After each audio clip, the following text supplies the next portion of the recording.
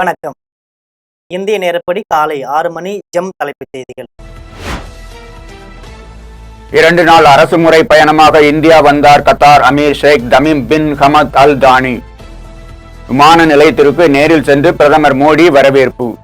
இருதரப்பு மற்றும் மத்திய கிழக்கு விவகாரங்கள் குறித்து குடியரசுத் தலைவர் திரௌபதி முர்மு, பிரதமர் மோடி, வெளியுறவு அமைச்சர் ஜெய்சங்கருடன் முக்கிய பேச்சுவார்த்தை.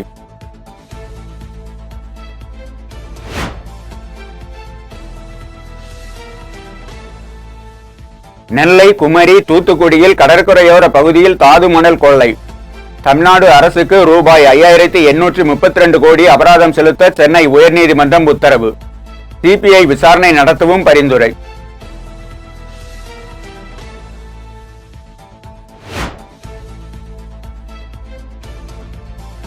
திடீர் உடல்நலக் குறைவால் அமைச்சர் துரைமுருகன் தனியார் மருத்துவமனையில் அனுமதி. நேரில் சந்தித்து நலம் விசாரித்தார் முதல்வர் ஸ்டாலின்.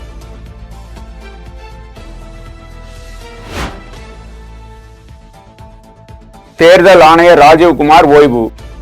தேர்தல் ஆணைய நியமன சட்டத்திற்கு எதிரான வழக்கு நாளை உச்சநீதிமன்றத்தில் விசாரணைக்கு வரவுள்ள நிலையில் புதிய தலைமை தேர்தல் ஆணையரை தேர்வு செய்வது தவறான நடவடிக்கை. தேர்வு கூட்டத்தில் எதிர்ப்பை பதிவு செய்தார் மக்களவை எதிர்க்கட்சித் தலைவர் ராகுல் காந்தி.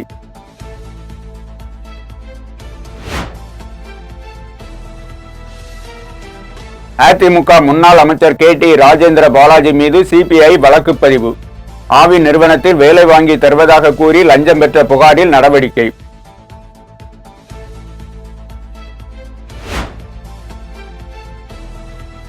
மகா சிவராத்திரி விழாவில் பங்கேற்க 25ஆம் தேதி கோவை வருகிறார் மத்திய உள்துறை அமைச்சர் அமித்ஷா.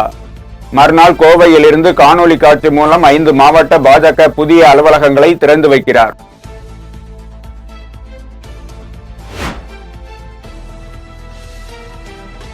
பள்ளிகளில் பாலியல் புகார். ஆசிரியர்கள், பணியாளர்கள் கல்வி நிறுவனங்களில் நியமனம் செய்யப்படுவதற்கு முன்பு காவல்துறை சரிபார்ப்பு சான்று கட்டாயம். போக்சோ வழக்கில் தண்டனை பெறும் ஆசிரியர்கள், பிற பணியாளர்களின் கல்வி சான்றிதழ்கள் ரத்து. தலைமைச் செயலாளர் தலைமையில் நடந்த கூட்டத்தில் முடிவு.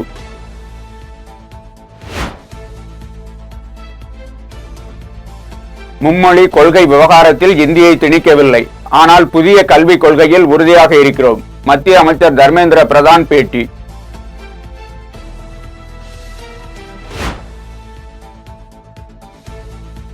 அனைத்து மாநில தலைநகரங்கள் மற்றும் சர்வதேச நகரங்களில் திருப்பதி வெங்கடாச்சலபதி கோவில் நிறுவப்படும்.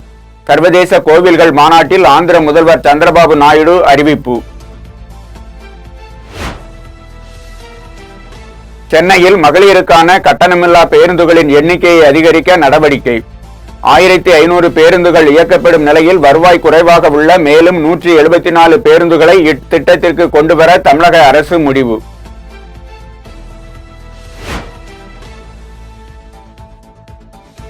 முதலமைச்சர் ஸ்டாலின் ஒரு தந்தையாக இன்னும் நிறைய திட்டங்களை செயல்படுத்துவார்.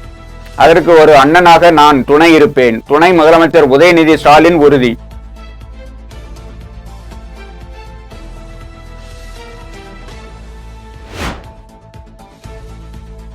தேர்தல் ஆணையர் ராஜீவ்குமார் ஓய்வு. புதிய தலைமை தேர்தல் ஆணையராக ஞானேஸ்வர் குமார் நியமனம். நாளை பதவியேற்க உள்ளதாக அறிவிப்பு. சென்னையில் 10 நவீன காவல் உதவி மையங்கள் துணை முதலமைச்சர் உதயநிதி ஸ்டாலின் திறந்து வைத்தார்.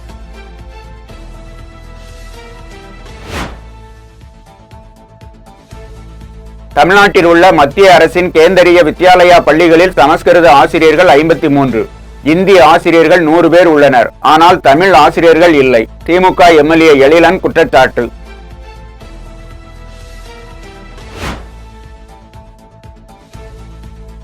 நீதிபதிகளில் 79% முற்பட்ட வகுப்பினர். SC ST பிரதிநிதித்துவம் குறைந்துள்ளது. ஓய்வு பெற்ற நீதிபதி சந்துரு பேட்டி.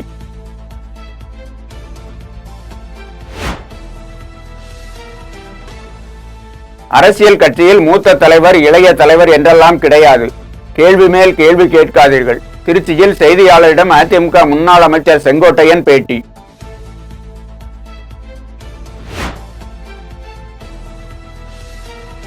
குழந்தை செல்வங்கள் அப்பா என அழைத்ததை வன்மத்துடன் கொச்சைப்படுத்தி பேசியதை ஒருபோதும் ஏற்க முடியாது. அதிமுக முன்னாள் அமைச்சர் CV சண்முகத்துக்கு தமிழ்நாடு காங்கிரஸ் தலைவர் செல்வ பெருந்தகை கண்டனம்.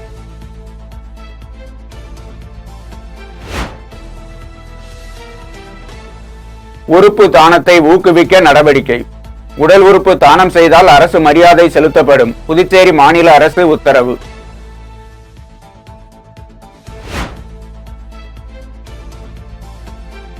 அண்ணா பல்கலைக்கழக மாணவி வன்கொடுமை வழக்கு பாலியல் புகாருக்குள்ளான டிஐஜி பணியிடை நீக்கம். வழக்கு விசாரணையின் போதே தமிழ்நாடு அரசுக்கு உயர்நீதிமன்றம் பாராட்டு.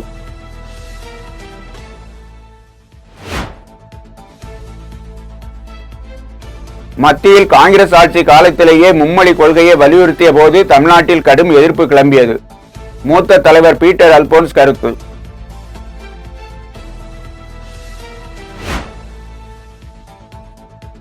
குஜராத், மகாராஷ்டிராவில் எது மூன்றாவது மொழி? இந்தி படிப்பதால் எந்த மாநிலங்களில் வேலை கிடைக்கும்? திமுக எம்எல்ஏ பரந்தாமன் சராமாரி கேள்வி.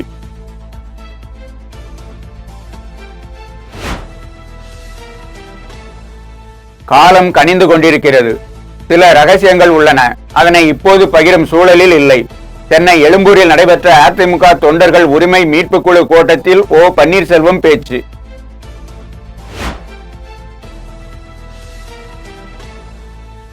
நீலகிரி மாவட்டத்தில் தடை செய்யப்பட்ட பிளாஸ்டிக் பொருட்களை பயன்படுத்துவோருக்கு அதிகபட்ச அபராத தொகை விதிக்கப்படும். தடையை மீறி பிளாஸ்டிக் பொருட்களை விற்பனை செய்யும் கடைகள் உடனடியாக மூடி சீல் வைக்கப்படும். மாவட்ட ஆட்சியர் லட்சுமி பவ்யா தண்ணீரு எச்சரிக்கை.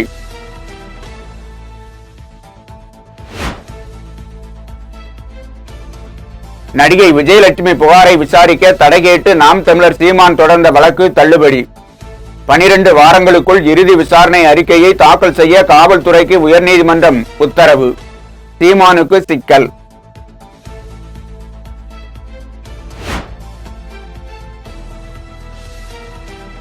சீமான், விஜய், அன்பில் மகேஷ், எடப்பாடி பழனிசாமி, உதயநிதி குழந்தைகள் தாய்மொழியில் மட்டும்தான் கற்கிறார்கள் என்று வெள்ளை அறிக்கை தர முடியுமா? பாஜக மாநில தலைவர் அண்ணாமலை கேள்வி.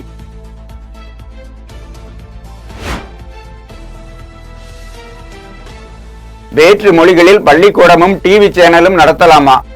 பாஜக மூத்த தலைவர் ஹெச் ராஜா கேள்வி.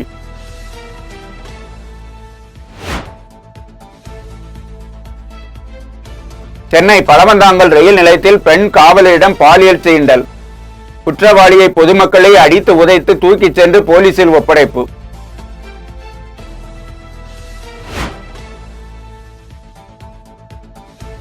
கடலூர் மஞ்சக்குப்பம் பகுதியில் 12ஆம் வகுப்பு மாணவன் ரயில் முன் பாய்ந்து தற்கொலை. உடலை கைப்பற்றி போலீசார் தீவிர விசாரணை.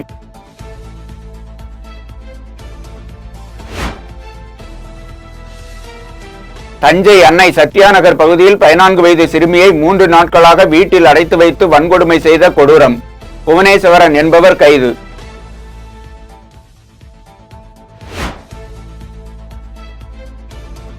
நாமக்கல்லில் முட்டை விலை 20 காசுகள் குறைந்தது. கொள்முதல் விலையாக ரூபாய் 4.40 நிர்ணயம். காரைக்காலில் புகழ்பெற்ற மஸ்தான் சாஹிப் வலியுல்லா தர்காவின் 202ஆம் ஆண்டு கந்தூரி விழா. மின் அலங்கார சந்தனக்கூடு ஊர்வலத்தில் ஆயிரக்கணக்கானோர் பங்கேற்பு. வாலஜாபாத்தில் அறிஞர் அண்ணா ஆண்கள் பள்ளி மைதானத்தில் 30 நிமிடம் யோகா மற்றும் சிலம்பம் சுற்றி மாணவர்கள் சாதனை.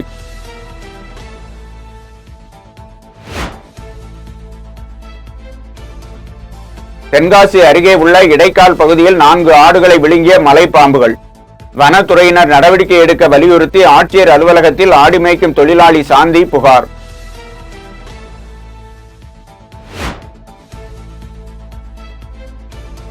திருவண்ணாமலை மாவட்டம் செங்கம் அருகே கரைபுரண்டு ஓடிய ஆற்று வெள்ளத்தில் மூழ்கிய சென்னியம்மன் ஆலயம்.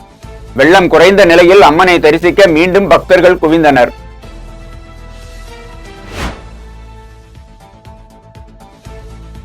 சென்னையில் மே மாதம் 3 முதல் 5ஆம் தேதி வரை 6வது சைவ சித்தாந்த மாநாடு.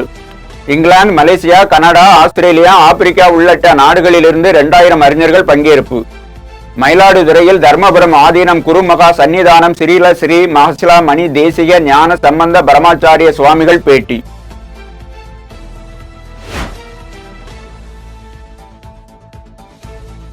சீர்காழி அருகே சித்தர்புரத்தில் 18ஆம் படி சங்கிலி கருப்பண்ண சுவாமி உட்பட பரிவார சுவாமிகளுக்கு குட முழுக்கு. திரளான பக்தர்கள் பங்கேற்பு.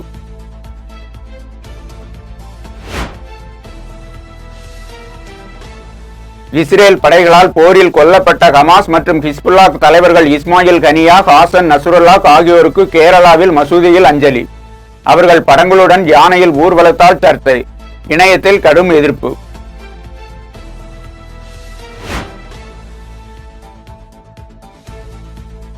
(2026) தேர்தல் பணிகளுக்காக 82 மாவட்டங்களுக்கு அதிமுக மாவட்ட பொறுப்பாளர்கள் நியமனம்.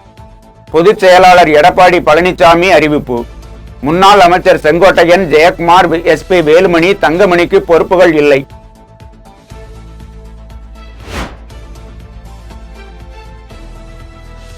மாரி செல்வராஜ் இயக்கியுள்ள பைசன் காலமாடன் படத்தின் படப்பிடிப்பு நிறைவு. படக்குழு தகவல்.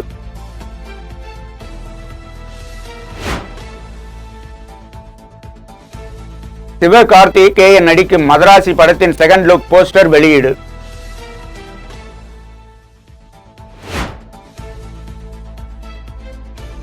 மூன்றாவது பெண்கள் பிரீமியர் லீக் போட்டி. டெல்லி கேபிட்டல்ஸ் அணியை 8 விக்கெட் வித்தியாசத்தில் வீழ்த்தி பெங்களூரு அணியை அபாரம்.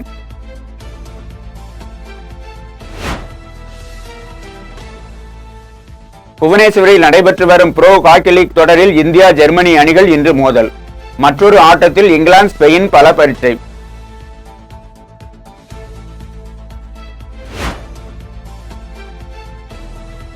லெபனானில் இருந்து இன்றுக்குள் இஸ்ரேல் ராணுவம் வெளியேற ஹமாஸ் தலைவர் நயீம் காசிம் கெடு. மேற்காசியாவில் மீண்டும் போர் மேகம்.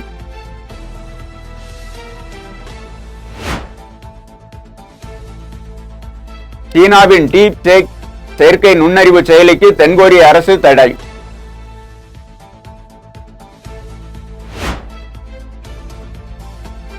வாடிகன் கத்தோலிக்க திருச்சபை தலைவர் போப் பிரான்சிஸுக்கு தொடர்ந்து சிகிச்சை.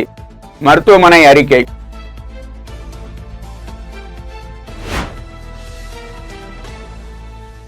உக்ரைன் பாதுகாப்புக்கு படைகளை அனுப்ப தயார். இங்கிலாந்து பிரதமர் கெய்ர் ஸ்டார்மர் அறிவிப்பால் பதட்டம்.